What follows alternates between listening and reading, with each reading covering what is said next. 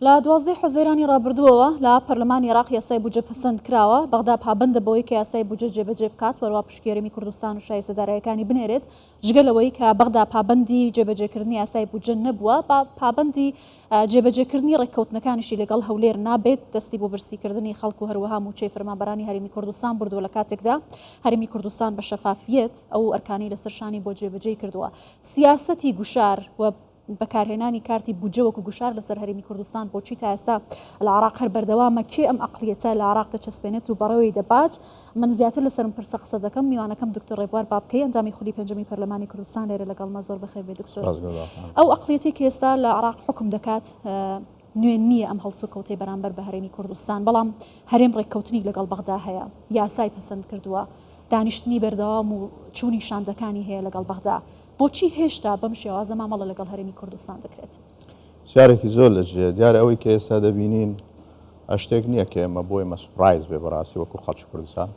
وە سیاسەتێکی هەنۆکەی نییە کە دەگیرێتە بەرامبەر بە هەرێمی کوردستان لەلایەن بەغداوە دەکرێ بڵێ ئەمە درێژە پێدەری ئەو سیاسەتانەیە کە بۆ دژاتیکردنی هەرێمی کوردستان گیراوەتە بەر بەڵام لە هەر فترەیەکی زەمەنی بە شێوەیەکی ترم سیاسەتی پیادەکراوە ئەمە بۆ خۆی بە کورتیەکەی ئەوەیە بریتە لە شەڕفرۆشتن یان گێچەڵی سیاسی کە بەغدا پیادەیەکە بەرامبەر بە هەرێمی کوردستان ئەلبەتە یەکێک لە هۆکارەکانی ئەم گێچەڵە سیاسی چیە ئێستا تەماشاکەن ئێمە لە سەروبەندی هەڵبژاردننی ئەنجومەنی پارێزگاکانی بۆ ئەوی کە هێزە شیعەکان بە تایبەتی یان بەشێک لە هێزەکانی شیعە شکستەکانی خۆیان پەردەپۆشکن و قەیرانەکانی نێو خۆیان تەرحیلکەن یان بنێرن تەزدیریکەن بۆ دەرەوەی عێراقا دێن هێخەی کورد دەگرن و هێخەی حکومەتی هەرێمی کوردستانەگرن وەکو وایە کە پەیامێک بێنن بۆ شەقامی عێراقی کە سەرچاوی کێشەکان حکومەتی هەرێمی کوردستانە و هەرێمی کوردستانە تاوەکو ئێستا لە عێراقە ناوچەکانی عێراق لە خزمەتگوزاری بەخۆیە نەبینەوە پێش بەچوونی لە بنیەی تەحتیوە تاوەکو خاڵی دیکە بەخۆیەوە نەبینەوە ئەمە هۆکارەکەی هەرێمی کوردستانە سیاسەتێک هەیە کە ئەمان پیادەیەکەن پێڵان سیاست افتعال الأزمات واتە قەیرانێک دروستەکەن ئەو قەیرانە هەناردەکەن بەڵام کڕۆکی ئەم سیاسەتە ئەوەیە کە بریتی بێت لەوەی کە پێگەی هەرێمی کوردستان لە ڕووی دەستوریەوە بچووکەنەوە حکومەتی هەرێمی کوردستان قەید و بەندکەن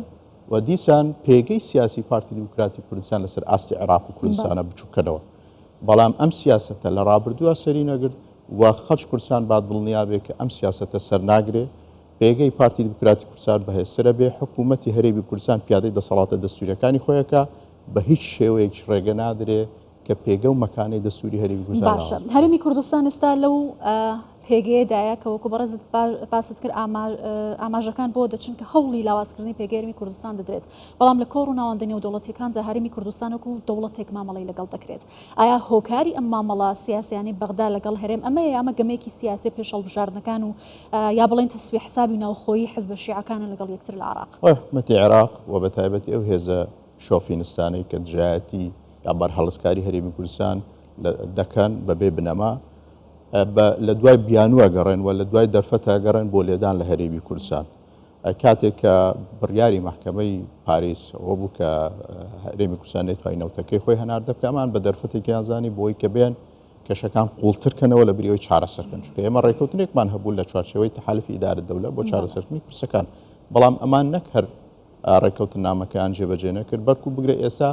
یاسای بودجەش کە لە پەرلەمانی عێراقە دەرچووە جێبەجێ ناکەن ئێمە لەگەڵ ئەم جۆرە عەقڵیەتە لێ ڕاهاتوین ئێمە پشودرێژین بەڵام لە بەرمەبنای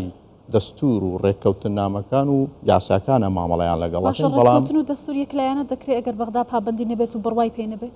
بێگومان ناکرێت ئەمە سەرچاوی کێشەکانە بۆ نمونە کاتێک کە حکوومەتی عێراق باس لەوە کە لە یاسای بودجە نەهاتووە چەمکی فەرمانبەرانی هەرێمی کوردستانە ناتوە ئەو بۆ خۆی بیانوویەکە حکومەتی عێراق بە دوایە گەڕێ لە دەرەوەی سیاقاتی قانونی ئەوەیە کە گێچەڵ بفرۆشی بە هەرێمی کوردستان لە لایەکی تریشەوە جۆرێک بێ لە هاندان بۆ فەرمانبەرانی هەرێمی کوردستان کەوەی وەک چۆن بڵێ دەست بە ینی جۆرێک لە دژایەتی لایەن شەقامی کوردستان و فەرمانبەرانەوە دروست بێ بەرامبەر ئەڵبەتە مەوە لە قازانج هیچ لایەنێک نییە چونکە دەرکەوتووە و سەلمێنراوە ئۆقرەیی لە هەرێمی کوردستان واتە ئۆقرەییە لە عێراقە پێچەوانەکەشی دیارە ڕاستە ئێمە بەشێکی زیندوی جەستەیەکی مردوو بە ناوی عێراقین هیچ کاتێک عێراق ناتوانێت ئەم بەشە زیندووە کە ئۆکسسیژین ئەدا بە بەشەکانی تری عێراقا لەکەدارکە. بەڵام لەگەڵەوەشدا لە قانونی ڕاستە وەکو چەمک ڕەنگە نابێ باسی فەرمانبەران کرابێ، بەڵام لە قانونی موازنەدا هاتووە کە بەڵێت تەمویلی استحقاقاتی مالی هەرێمی کوردستانەکە، واتە حکوومەتی عێراق پارە شایستەدارەکانی هەرێمی کوردستان پێویستە بنێرێت لە ضمنی ئەم شایستەدارانە موچەی فەرمانبەران هەیە. ئەوە گریمان هیچ ڕێککەوتنێک نەکرا، گریمان حکوومەتی هەرێمی کوردستان پابەندیش نەبووە لە کاتێکدا کە پابەند بوو بە هەموو ئەو ڕێککەوتن نامانەی کە هەبووە. بەڵام خۆ حکوومەتی عێراق لە ڕووی ئەخلاقیەوە لە ڕووی دەستوریەوە پێویستە موچەی هاوڵاتیانی هەرێمی کوردستان دابینکە. گوڵباخان من سەرنجێک ئادەم بش ئەوەیە کە تەسەور کە لە کاتێکدا حکوومەتی عێراق ئەڵێ لە یاسای بودجە نەهاتووە ناوی فەرمانبەران نەهاتووە، بۆ ئێمە ناتوانین تەمویلی فەرمانبەرانی هەرێمی کوردستانکەن، بەڵام لە لایەکی تریشەوە دەستەواژەیەکی تازە دادەهێنێ کە ئەمیش لە ناو یاسای بودجە نیە، مەسەلەی قەرز. خۆ قەرزێک کە ئەوان باسیەکەن کە بیدەن بە حکوومەتی هەرێمی کوردستان لە یاسای بودجەیان نییە. بەچی یاسایەک حکوومەتی عێراق قەرز بدا بە حکوومەتی هەرێمی کوردستانە؟ اینجا قەرز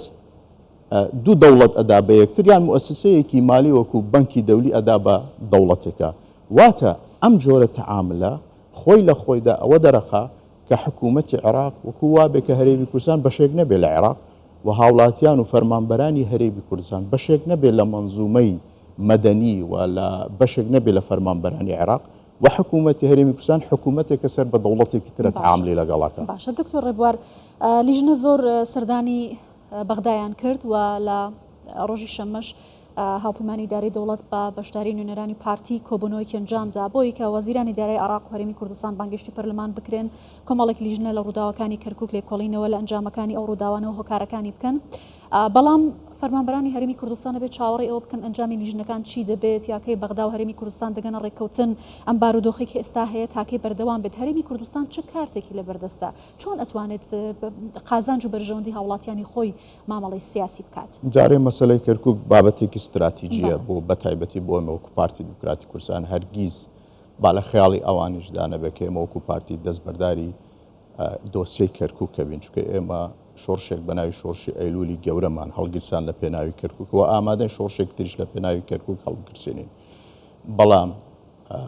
دۆسیەی کەرکووک بە سیاسی کراوە، ئەویش تەنها بۆ دژایەتیکردن مەرامەکەی ئەوەیە دژایەتیکردنی پارتی دیموکراتی کوردستانە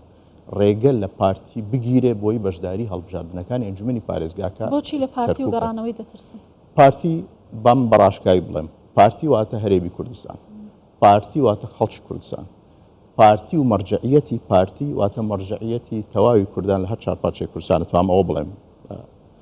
بۆیە کاتێک کە پارتی قسەی خۆیەکە دەبێت قسەی کۆتایی بکە لەسەر، بەڵام ئێمە نامانەوێت پێشڕووداوەکانە بکەینەوە بە دڵنیاییەوە کارتەکانی دەستی پارتی و حکومەتی هەرێمی کوردستان زۆرن، بەڵام کاتێک کە پارتی قسەی خۆیەکە دڵنیاتەکەمەوە قسەی کۆتایی و یەکلایکەرەوە دەبێت و حکوومەتی عێراق پێویستە پێداچنەوە بۆ سیاسەتە بکە و ڕێز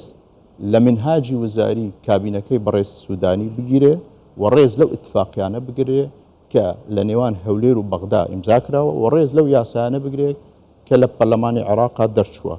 لە منهاجی وزاری لە ڕێککەوتنەکانە هاتووە کە پارتی دیموکراتی کوردستان پێویستە بارەگاکانی ڕادەست بکرێتەوە وەکو هەر حزبێکی تر. ئێستا بزانە هەموو حزبە کوردیەکان لەوێ وجودیان هەیە، بەڵام کاتێک کە ڕێگری لە پارتیە کرێ واتە ڕێگری لە کوردە کرێ. ئەمان نایشارنەوە ئەڵێن ئێمە نامانەوە کورد بگەڕێتەوە، بۆیە ڕێگە نادەین پارتی بگەڕێتەوە کەرکووک. باشە هەندێک لایەن هەبوون بەر لەم ڕووداوانە باسییان لەوە دەکرێت گەردەهات هەرێمی کوردستان و نەوتی هەرێمی کوردستان ڕادستی بەغدا بکرێت، ئەو کاتە موچە دێت وێتر هاوڵاتیانی هەرێمی کوردستان دەکەونە ئاسایش و ئەو کێشانە دروست نابێت. بەڵام ئێستا کە